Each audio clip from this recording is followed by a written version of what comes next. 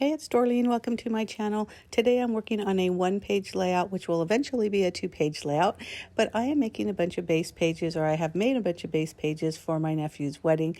I'm creating a scrapbook album for them, and I'm really excited about it. One thing I'm doing on this layout is I'm really showcasing this champagne glasses or champagne flutes cut file from Printable Cuttable Creatables, and I'll have the link down below. I am one of their design team members. This image comes with 3 different versions of the image. It's called Champagne or Flourish Champagne Glasses. Again, I'll have the link below. And even though you can see in the liquid portion, which is that gold vellum, there's no flourishes, but there are 2 other options within this same cut file, and they have a lot of flourish within it, and the other one's a little bit, and this one's none.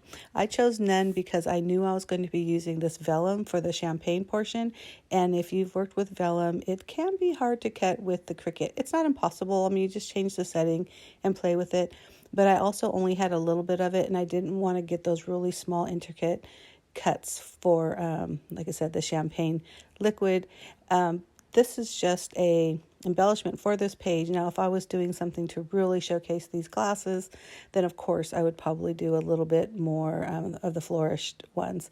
When you look at my arms, I did not get a new tattoo, or maybe I should say I did get a new tattoo, but thankfully it's not permanent. My granddaughter, has those temporary tattoos or whatever they're called, and she insisted that I needed another one. So anyhow, you'll see it in a minute. And of course, my ATG gun is just gumming up, so I had to pull a lot of that out. That tape roll that's in there is actually not really made for this particular size, but when I ordered a whole box of them, they fit well enough, so I wasn't going to return them, but so sometimes it gets a little gummy like you saw there. No big deal. We're working past it. So I'm just kind of figuring out, where do I want these glasses? Where do I want the title? And I did decide I want the glasses on the right side, the left side, with the photo up on that wood grain paper. I just chose the word cheers, and this is just a regular old cut file in Design Space. I didn't do anything fancy, except I did create the offset for it. Now, my nephews, their color scheme was this beautiful burnt orange and navy, and so that's why you see that navy versus black. I am really excited about scrapbooking this wedding because it was just so gorgeous, and also the people attending, plus the bride and groom, of course, everything was just so beautiful. So it's going to be so exciting to put these down into layouts.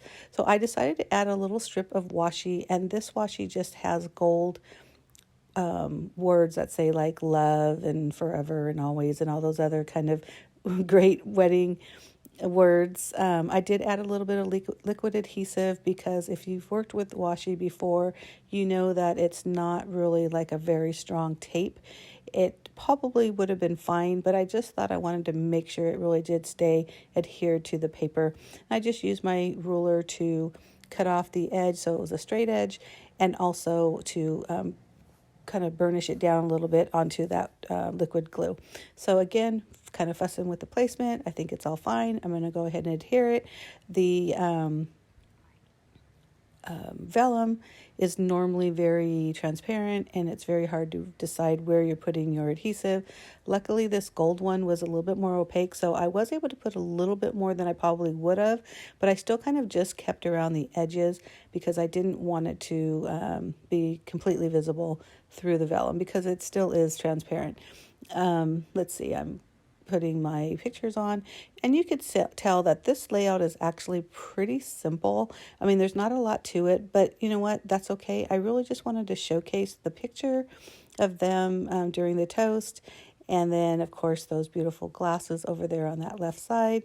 And if you want to see more pictures of like close-ups, things like that, and also what paper I use, etc., you can go to my blog, which I will also have a link in the information box. So because I had mentioned, yes, it's a little plain, I am dressing up in a couple of spots. One is I'm using a white pen, and I'm just adding little lines and dots and things, kind of accenting the letters, and it just really kind of makes it pop. And look at this, it's not a whole lot. It really just is just lines and dots no rhyme or reason. Originally I thought, oh, I'm just going to put them on the right side of each letter, and then I just kind of went for it and just kind of did everywhere, kind of here and there. Again, there will be close-ups on my blog, or you could literally just put it on pause and then zoom in. But, oh, sorry, there's like a motorcycle or something driving through my neighborhood. But another thing I did is, you see, this is that sparkle splatter that I've bought. Thankfully, I bought a couple of bottles when Fun Stamper's Journey was still in business. They are now bought by Spellbinders, and I don't believe they have the product anymore, but you could definitely just use any kind of splatter or even like a watered down paint or anything like that, but it just adds some sparkle. It's really hard to tell, but it is really, really pretty. So thank you so much for watching. Make sure you hit subscribe and leave me a comment, and definitely like it, and I thank you for watching. Bye.